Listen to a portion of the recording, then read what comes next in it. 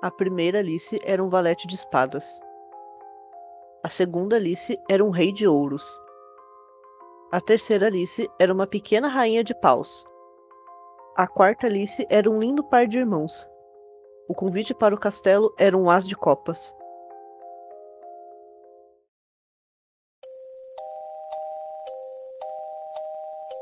Em abril de 2008, uma pessoa postou no site Nico Nico Douga uma música de Vocaloid que tinha uma história um tanto quanto curiosa. Essa história nunca foi 100% clara e sempre abriu margem para teorias, exceto pelo ponto principal que envolvia morte, prisão ou o enlouquecimento dos personagens. E como se isso não bastasse, anos depois as pessoas começaram a perceber uma certa semelhança da letra dessa música com uma série de assassinatos que tinha acontecido no Japão anos antes. Meu nome é Lia e hoje eu vou contar a real história da música Alice Human Sacrifice, ou O Sacrifício Humano de Alice. Eu vou separar esse vídeo em duas partes, uma falando sobre a história da música e a outra falando sobre o caso real que teria inspirado ela. Mas antes de começar, eu só queria lembrar que eu tenho um Apoia-se. Dá uma olhada no link da descrição e considere ajudar o canal. Agora chega de enrolação e bora pra história.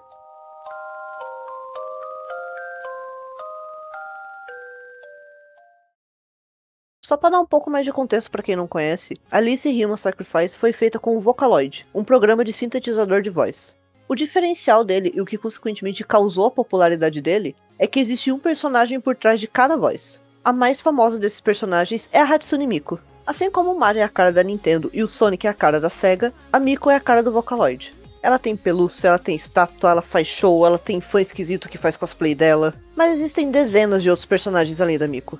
Como o foco aqui não são os Vocaloids, eu vou citar só os que foram usados na música para você saber quem eles são. Sakine Meiko, Shion Kaito, Hatsune Miku e os gêmeos Kagami Rin e Len. Vale lembrar que como o Vocaloid é só um programa de voz, não existe canon. Então o que você vê numa música pode ser feito de forma totalmente diferente em outra. Agora que você já sabe as informações básicas, a gente pode seguir em frente.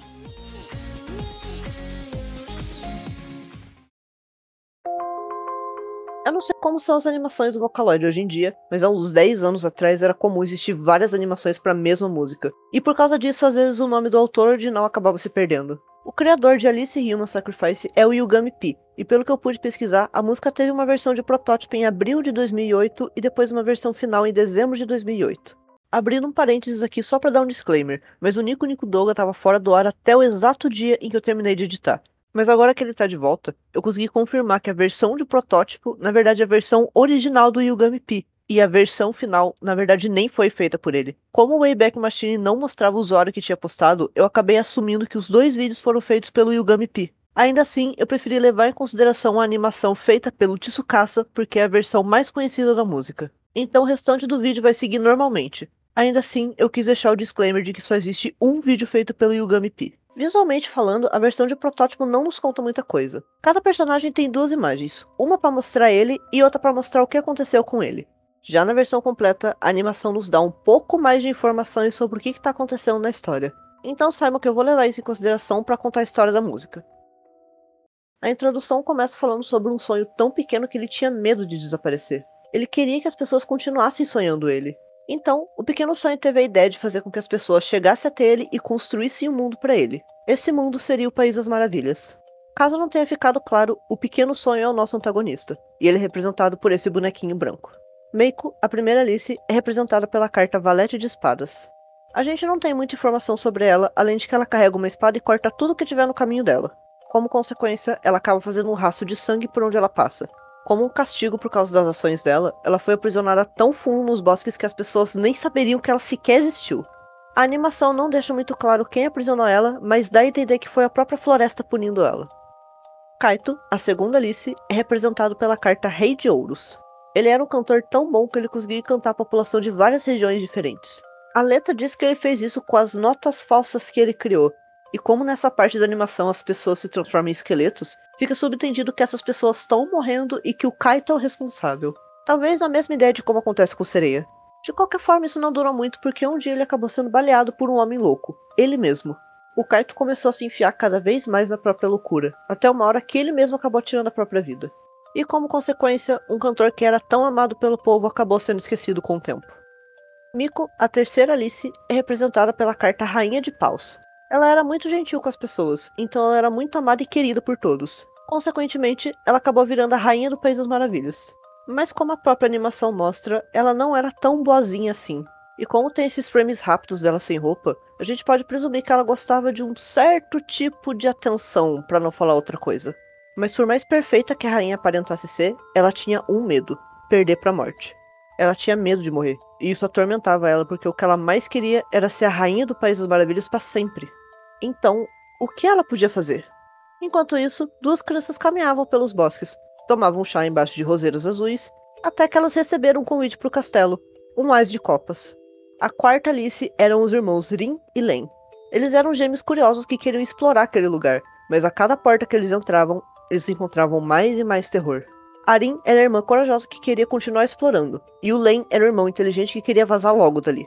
Eles foram os mais próximos de se tornar a verdadeira Alice, mas alguém acabou encontrando eles primeiro.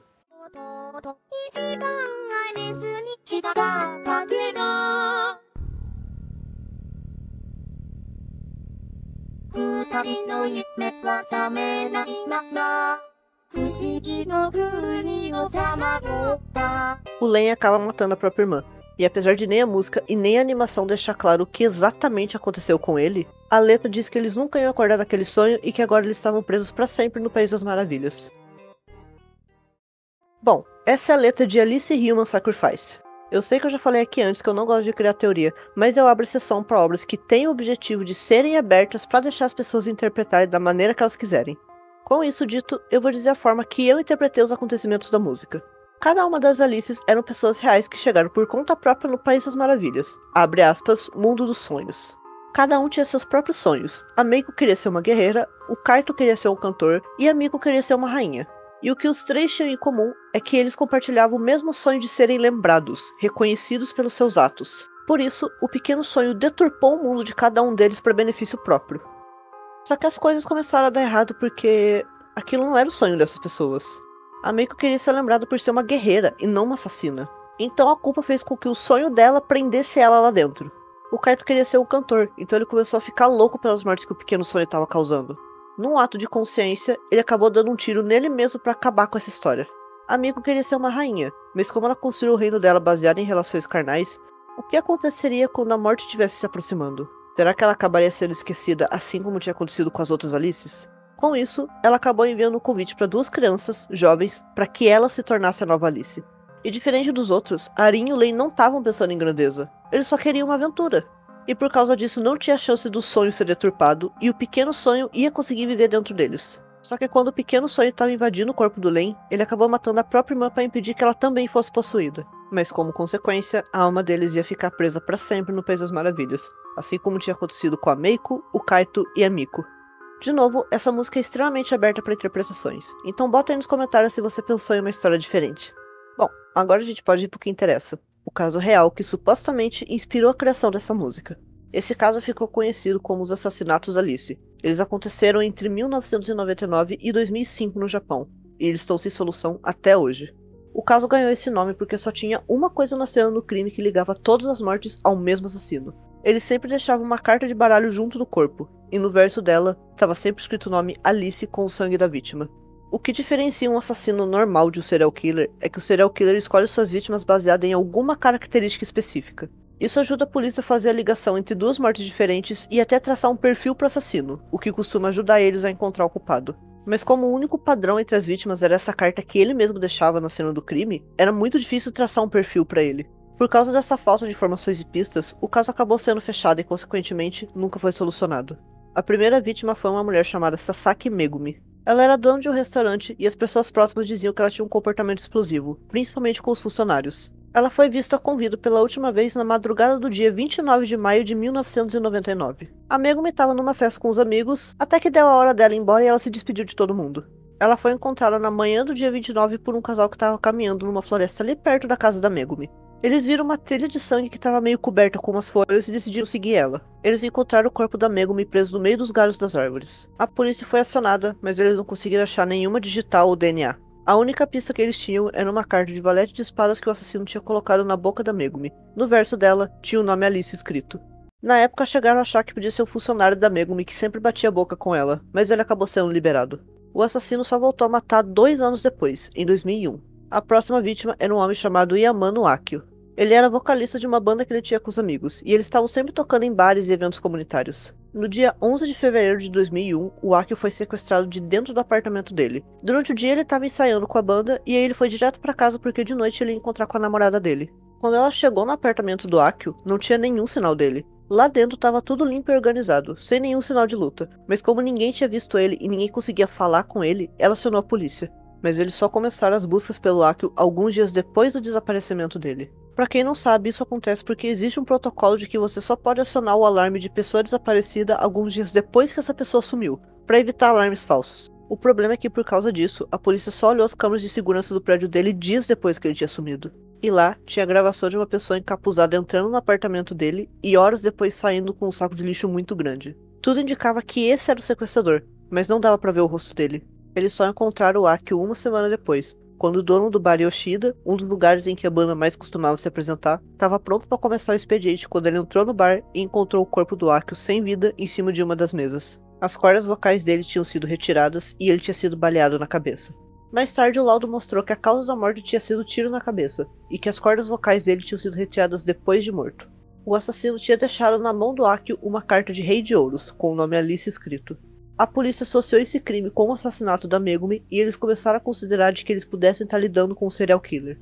O assassino Alice, como a polícia tinha começado a chamar ele, só apareceu de novo em 2003. A terceira vítima era uma adolescente chamada Kai Sakura.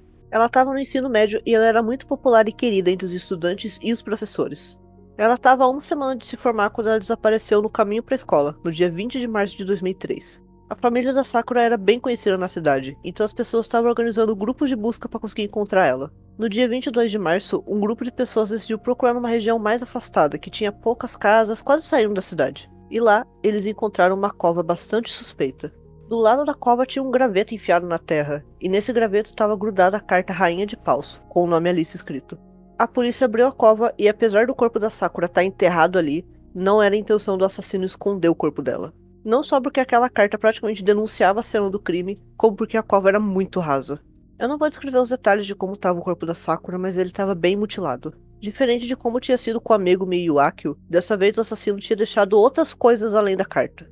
Uma coroa que estava na cabeça da Sakura e uma nota que tinha várias frases soltas. Algumas das frases que foram divulgadas foram: a morte é o sonho distorcido, ela irá governar para sempre, aqueles que morrem são os verdadeiros sortudos. Por causa desses objetos que fugiam do padrão do assassino, a polícia chegou a achar que eles pudessem estar lidando com um imitador do assassino Alice, mas essa ideia foi descartada quando eles confirmaram que a caligrafia das cartas e da nota eram a mesma. Eles também chegaram a achar que agora, com essa nota cheia de coisa escrita, eles iam conseguir cruzar essas informações com o banco de dados da polícia. Mas infelizmente a caligrafia não bateu com nenhuma outra que eles tinham no banco de dados, então a identidade do assassino continuava um mistério. Como sempre, o assassino voltou a atacar 2 anos depois, no dia 4 de abril de 2005. A quarta e a quinta vítima foram os irmãos Oshiro Hina e Hayato. A Hina era a irmã mais velha, e os colegas e família descreveu ela como sendo muito orgulhosa e teimosa. Já o Hayato era considerado um prodígio, porque ele era muito inteligente. Ele tinha até conseguido pular 2 anos da escola e estava na mesma sala que a irmã dele. Na manhã do dia 4, a mãe deles entrou no quarto para avisar que eles estavam atrasados para a escola, só que ela percebeu que eles não estavam nem se mexendo e nem respirando. Ela chamou uma ambulância, mas os socorristas não conseguiram reviver eles. Então, uma investigação policial começou. Eles estavam achando que isso era um assassinato normal, até que eles começaram a investigar o quarto dos irmãos. No chão, do lado das camas, eles encontraram 2 pedaços de uma mesma carta de baralho, um as de copas. Ela estava rasgada no meio, mas juntando os 2 pedaços, era possível ler o nome Alice escrito com sangue. A causa da morte dos irmãos foi declarada como injeção letal. A suspeita da polícia é que o assassino entrou durante a noite, aplicou a injeção e foi embora. A polícia perguntou pra mãe se ela lembrava de ter visto aquela carta na cama dos filhos quando ela foi acordar eles. Só que ela disse que ela estava tão nervosa de ver que eles não estavam se mexendo que ela nem prestou atenção em mais nada. De qualquer forma, é muito improvável que o assassino tenha voltado depois para deixar aquelas cartas lá, e que ele deve ter deixado na hora que ele estava cometendo o crime. Alguns meses depois, um homem chamado Suzuki Yuto foi preso como culpado dos crimes. Ele era um morador de rua com problemas mentais que dizia não se lembrar de onde estava quando os assassinatos aconteceram. Mesmo Yuto negando o envolvimento com os assassinatos, ele era um forte suspeito porque ele estava usando um casaco que pertencia ao Akio. Inclusive tinha até uma mancha de sangue dele na manga. Mas o Yuto dizia que foi um demônio negro sem rosto que tinha dado aquele casaco para ele. Mesmo assim, alguns dias depois o Yuto foi solto, porque na noite que a Megumi tinha morrido, o Yuto estava num abrigo para moradores de rua. Esse abrigo era bem longe de onde a Megumi morava, então não tinha como Yuto sair de lá, cometer o crime e voltar sem que ninguém percebesse. Os funcionários do abrigo também deram as fitas da câmera de segurança para a polícia, e elas mostraram que Yuto sequer tinha saído de lá naquela noite. Algumas pessoas ficaram furiosas com essa decisão porque ninguém aceitou aquela história do casaco, e mesmo que ele tivesse um álibi para a morte da Megumi, nada impedia que ele não tivesse matado as outras vítimas, mesmo que a polícia continuasse afirmando que todas as 5 vítimas tinham sido assassinadas pela mesma pessoa. Um ano depois da morte da Hina e do Hayato, a mãe deles acabou tirando a própria vida. Ela não deixou nenhuma carta, mas amigos próximos diziam que ela não conseguia mais lidar com a morte dos filhos. Ela achava que era incompetência da polícia de não conseguir achar esse assassino, e ela estava muito frustrada em saber que ela nunca ia conseguir justiça pela morte dos filhos dela. Depois disso, o assassino Alice nunca mais voltou a atacar. Algumas pessoas teorizam de que ele deve ter morrido, e outras mais otimistas acham que a morte da mãe dos irmãos deve ter tocado o coração dele e feito ele mudar de vida. O Yugami P nunca admitiu que Alice Human Sacrifice foi baseada nesse caso, mas eu acho que existem coincidências específicas demais para dizer que não teve nenhuma inspiração. O problema é que tem uma coisa que derruba essa teoria. O caso Alice nunca aconteceu. Eu ando contando tanta história falsa fingindo ser verdade que quando eu aparecer contando uma história real ninguém vai acreditar. Os assassinatos Alice nunca aconteceram e nenhuma das vítimas é real. Essa história é uma creepypasta que foi escrita em 2012 baseada na música, só que ela é tão bem feita e convincente que até hoje tem gente que realmente acredita nesse caso. Mas não, eu garanto que essa história é só uma creepypasta. Até porque se fosse um caso real, essa história ia aparecer em casos de notícia, ia ter mais gente falando sobre ela sem ser relacionado com a música do Vocaloid, e com certeza não ia levar 3 anos pra alguém perceber essa semelhança. Eu admito que eu mudei um ou outro detalhezinho só pra deixar um pouquinho mais convincente, mas diferente da Catherine Mali do Smile.dog, eu não fiz grandes mudanças. Mas de qualquer forma, eu vou deixar a história original na descrição. Antes de terminar o vídeo, eu só queria fazer uma menção honrosa a um drama animado de Alice Human Sacrifice. Como ele não foi feito pelo Yugami P, eu não vou me aprofundar nele, mas ele é basicamente uma narração mais narrativa sobre a história de Alice Human Sacrifice. Inclusive ele traz até um ponto de vista diferente do que eu falei aqui, então eu acho que vale a pena assistir. O drama tem 5 vídeos de 4, 5 minutinhos, então eu vou deixar o link na descrição para quem quiser ver. E com isso a gente fica por aqui. Eu quis trazer o Alice Human Sacrifice justamente por causa da creepypasta, mas existem diversas outras músicas de Vocaloid com essa pegada de terror. Algumas com a história mais fechadinha e outras um pouco mais interpretativas.